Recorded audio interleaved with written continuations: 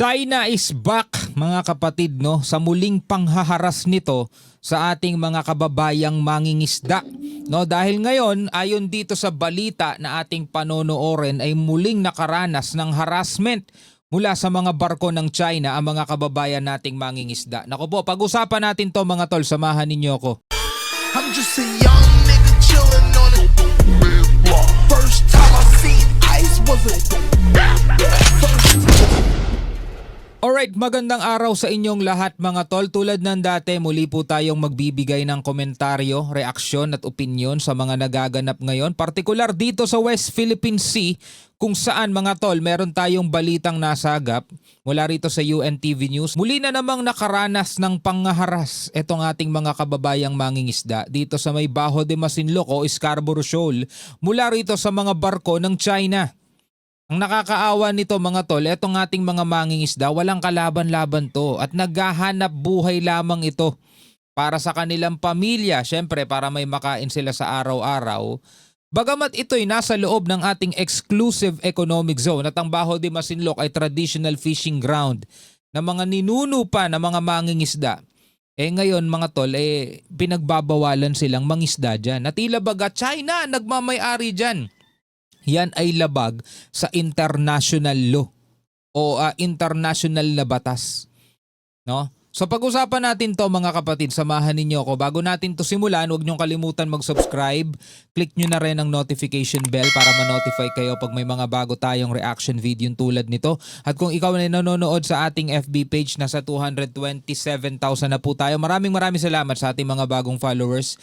Lalong-lalo na sa mga Pilipino na nabubuksan ng diwa para hindi masyadong nagpapapaniwala no? Doon sa mga propagandang kumakalat ngayon online.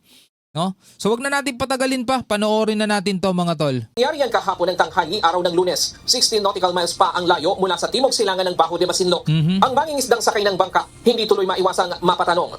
Kami naghanap buhay laang. Bakit ganoon? Kami naghahanap buhay laang, bakit ganon? Diba? Kahit nga tayo mga tol nagtatanong anong dahilan? Diba? Ito ba'y dahil sa pagiging ganid malamang? No? Pagkaganid, pagkasakim, na kahit na hindi na kanila, mga tol, ay inaangkin pa rin nila. Etong ating mga mangingisda, kahit bali-balik ta rin natin mga tol, at kahit na saan pa natin dalhin, mayroon tong karapatan na mangisda dito sa mga karagatan na to na nasa loob ng ating exclusive economic zone. Again, exclusive economic zone. Tanong, tayo ba ang nagbansag niyan dyan? Tayo ba ang nagkiklaim lang dyan ng sa atin lang? Di ba yan ay defined by UNCLOS? Diba? Ang problema mga tol, etong bansang to, na kapag sila ang nagsasalita, ginagamit nila yung international law para kumundina ng ibang bansa. Kapag sila ang nagsasalita, ito daw ay naaayon sa batas. Anong batas? Eto pa nga lang sa mga ganitong pangyayari mga tol, labag na sa batas yung ginagawa nila. No? Nakakaawa dito sa ating mga mangingisda kasi naghahanap buhay lang sila. Diba? Ang problema mga kapatid, napakahina talaga ng Pilipinas. Kahit anong gawin nating pagtatanggol sa ating bansa, talagang lumalabas, napakahina natin Hinarangan ng People's Liberation Army Navy Vessel 621 at Chinese Coast Guard Ship 23521 ang mas maliit na bangka ng mga mangingisda ng FFB Prince LJ. Tapos itong mga mangingisdang yan, pag naglabas ng kutsilyo, nakatatakutan nila at babalik ta rin nila ngayon ang sitwasyon na sila pa ang hinaharas. My goodness. Lumapit sila ng hanggang 30 meters, nagsagawa ng dangerous maneuver, hinarangan ang bangka at ginamitan ng sirena. Kwento ng kapitan ng barko. Nagkataon na sinalubong kami ng 621 na warship nila. Inikutan kami tapos in-escortan lang po kami na tinataboy kami malayo. Ako naman talaga huli lang po hindi naman ako tatakot. Diretso lang, basta tuloy-tuloy lang. Hindi daw siya natatakot, dire-diretso lang. Galing mo ng west ng Scarborough, makaruro to yung binigay ko sa inyo numero. Alimutan ko na yan. Ang yung plan 621? Maya yun, ikutan kami nagalit. Talagang tinataboy kami diniditig malayo. Diretso pa rin ako hanggang sa nagpasaw tao ako. Kaya talaga kami padaanin. Humingi ng saklolo sa Philippine Coast Guard ang mga mangingisda para may escort sila. Agad namang idineploy sa lugar ang isang multi-role response vessel, BRP Cape San Agustin, para umalalay. Buti na lang, andito ang mga Coast Guard natin, di ba? Binigyan ng tulong ang mga mangingisda at nang matiyak na nasa ligtas na silang kalagayan, ipinagpatuloy nila ang kanilang pangingisda. We conducted medical examinations sa ating So good job. Good job sa ating mga mga Coast Guard at nandiyan sila, no? At kung hindi nasoklolohan itong ating mga mangingisda mga tol, talagang wala. Nabalik na sila doon sa kanilang pinanggalingan. Naitaboy na sila ng tuluyan at hindi na sila nakapangisda. Langya talaga to mga Chekwan to, no? Nakakakulo ng dugo eh. Mga islang Pilipino. We also provided them food when they boarded the Coast Guard vessel, and we also gave them fuel for them to sustain their fishing expedition. As we speak right now, accordingly, the Filipino fishing boat that was harassed yesterday is still conducting fishing expedition in the vicinity of Bajo de Masinloc. Okay, so gusto ko lang linawin din, no?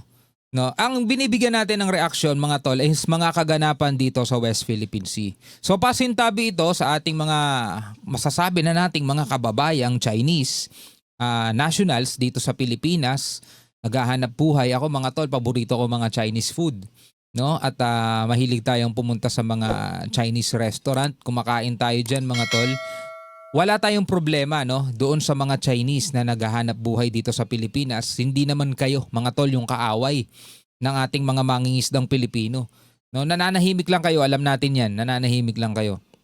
So wag din kayong sasamaan loob ninyo sana mga tol kung nakakarinig kayo ng mga ganitong patutsyada sa inyong mga kalahi. 'Di ba? Kasi kami nakakarinig din kami ng mga patutsyada sa aming mga kalahi at mismo kami rin mismo may mga patutsyada sa amin mismo mga kalahi na hindi gumagawa ng katinuan. So again, balik tayo rito. Dito sa nangyayari sa West Philippine Sea mga tol, walang problema yung kalakalan ng Pilipinas at saka ng China. Kasi yan yung ginagamit na kasangkapan ng ibang mga sana may lakas para ipagtanggol yung ating mga kababayan pero hindi. Ang ginagawa nila mga tol, dinadivert nila yung issue from dito sa agawan ng teritoryo papunta rito sa kalakalan, papunta rito sa business side. 'Di ba? Meron tayong mga naririnig na mga congressman, naririnig na mga senador na hindi nila magawang sitahin itong ginagawa ng China sa ating mga mangingisdang Pilipino dahil ang iniisip nila, hindi kami pro-China, iniisip lang namin yung pagiging kasosyo natin sa China, iniisip lang namin yung pakikipagnegosyo natin sa China, yung relasyon natin sa China, kung makikipag-away tayo sa kanila, kung aawayin natin sa kanila, again, hindi tayo nakikipag-away sa China.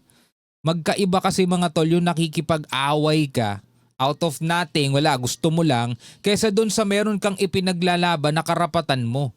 Diba? Kasi kahit naman sino sa atin mga tol, halimbawa na lang sa sarili mong property, gusto mo lahat ng kapitbahay mo, kaibigan mo, anong gagawin mo kung yung kapitbahay mo, pati yung lote mo, inaagaw niya?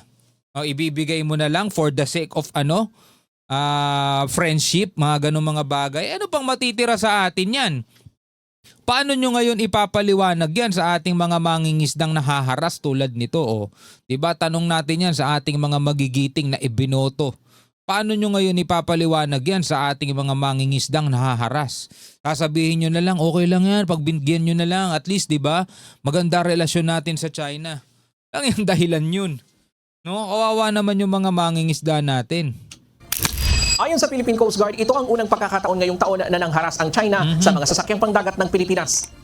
Sabi ni Commodore Tagliela, patunay ito na taliwas ang aktwal na ginagawa ng China sa ipinapakita nila sa social media sa publiko. Tama. At propaganda lamang ang umano'y pagpapakita nila ng pagtulong sa mga mangingisdang Pilipino. Tama. Katulad ng insidente noong nakaraang Disyembre kung saan iginiit ng China na nagbigay sila ng pagkain at nakipag-ugnayan umano sa Pilipinas kaugnay ng isang Pilipinong mangingisda na na-stranded sa laot. Tama. That's why I never hesitated to say na it is just another propaganda stunt, no, ng Chinese government, yung ginawa nilang pagtulong sa sinasabi nilang distressed Filipino fisherman a few weeks back. No? Dahil alam naman natin, for so many occasions that we have documented the harassment of the Chinese Coast Guard, the Chinese Maritime Militia, of ordinary Filipino fishermen, it will really not convince you that the Chinese government are really in good faith natutulong at hindi manghaharas ng ating mga kababayang Pilipino. Kasi paano ka nga naman makukumbinsin nun mga tol, no? Nagpakita sila once, isang beses lang. At ang hirap papaniwalaan kasi may camera, may video . Tapos mali-mali yung report, 3 days na daw stranded, kino-ordinate daw nila sa Coast Guard, di ba? Napakahirap paniwalaan. Lalo na mga tol, kung buong 2025, ang ginawa nila is puro panghaharas lang. Pero mo, buong 2025 ang ginawa nila, puro panghaharas lang, tapos magagawa ba nating limutin yun sa pamamagitan ng isang video lang ng pagbibigay nila ng ilang botelya ng tubig doon sa mangingisda? Diba? Ang normally ginagawa nila, ang usual na ginagawa nila, pinapalayas nila, tinatakot nila. Bago pa nga yun, mga tol, winater cannon pa nila yung maraming mangingisda. Tapos sasabihin pa nila, hindi naman talaga mga mangingisda yan eh. Mga milisyang nagpapanggap lang yan na mangingisda. Biruin mo may kutsilyo. Oh. So ang mangingisda pala mga tol, pag may daladalang kutsilyo, milisya na. Di ba yun yung mga kasangkapan nila sa pangingisda nila, pamputol ng lubid, para dun sa mga isda na nahuhuli nila, 'di ba? Kung ano man yung kakailanganin nila para dun sa mga kutsilyo, ice pick halimbawa, pag ano ng yelo para ilagay yung mga isdang nahuli nila sa yelo. Pero mo dahil lang yung isang mangingisda, desperado na dahil nilalapitan na siya ng isang rubber boat ng China. Desperado na siya, so naglabas na siya ng patalim. Sige, subukan yung lumapit. Diba? Kumbaga, desperate na yun. Wala na siyang ibang kakapitan eh. Diba? Kahit naman sino malagay sa sitwasyon, kung anong madampot mo, yun na yung pang tatanggol mo sa sarili mo eh. So, ginamit nilang propaganda yun, mga tol. Tapos, eto na naman ngayon, January 14 ang araw ngayon. Pero eto'y malamang naganap to kahapon o nung isang araw, mga tol, no? Naganap tong insidenteng to. New Year na New Year. They are back. Ayon sa PCG, mula ng simula ng Transparency Initiative ng pamahalaan kung saan ibinubunyak ang mga ginagawang harassment at pambubuli ng China, mas naging agresibo din ng China sa West Philippine Sea. Na ngayon, hindi na nagdadalawang isip ang China na harasin kahit man ang mga ordinaryong mangingisda lamang na naghahanap buhay. Tama. Ganito rin ang obserbasyon ng Philippine Navy sa mga aksyon ng China, lalo na kapag nagsasagawa ng maritime exercise kasama ang mga kaalyadong bansa. And their actions have been more aggressive now. They are closer to the ships participating in the different LMCAs that we have conducted with like-minded nations. From being merely distant from the participants of LMCAs, they are now an active enabler. So we foresee that for 2026, this would be the likely trend, increased presence in our maritime features of PLA Navy, Coast Guard, and the Maritime Militia. Malakas ang China sa propaganda. Sobrang lakas nila sa propaganda. Sa kabila nito, sinabi ng Philippine Coast Guard na patuloy na dumarami ang mga Pilipinong mangingisda sa West Philippine Sea, kahit pa may nararanasan silang harassment mula sa mga Chinese. Isa sa nakikita nilang dahilan nito ay ang suporta ng pamahalaan na kahit limitado ang bilang ng mga barko, prioridad pa rin nilang tulungan at protektahan ang mga mangingisdang Pilipino. Ryan Lacan. Ngayon mga tol, hindi ako masyado nagbablog o nagbibigay ng reaksyon tungkol sa pamahalaan. Wala, napakadungis ng gobyerno natin ngayon. Hindi mo alam kung sino mapagkakatiwalaan mo sa kanila. Wala ka may tuturong, eto okay to, eto okay to. Mas maganda binibigyan ko ng reaction mga tol. Eto mga hindi halal. No? Etong mga nakikita talaga nating nagtatanggol sa ating bansa. Pero yung mga politika, minsan ginagamit lang nila tong West Philippine Sea para makakuha sila ng simpatya at para ma-divert nila yung issue nilang pansarili nila. 'Di ba? Kasi alos lahat ng nasa gobyerno ngayon, mga tol, may issue eh. Kaya nga sa susunod na eleksyon, mga tol, hindi ko alam kung sino mananalo. Sa totoo lang hindi ko na nga iniisip kung sino man yung mananalo. O DDS man yan, kung mula sa panig ni BBM, o kung galing sa panig ng mga dilawan, hindi ko na iniisip eh. Ayoko isipin sila ngayon eh, pero ang iniisip ko lang mga tol, sana hindi pro-China. Sa totoo lang sana hindi pro-China. Anyway, bilang isang Pilipino, ano ang iyong masasabi sa panibagong pangharas na ginawa ng mga Chinese Coast Guard dito sa ating mga mangingisdang Pilipino sa West Philippine Sea? Comment ka na lamang sa ibaba. Hanggang sa muli, ako nga pala si Shobaldi. Peace out.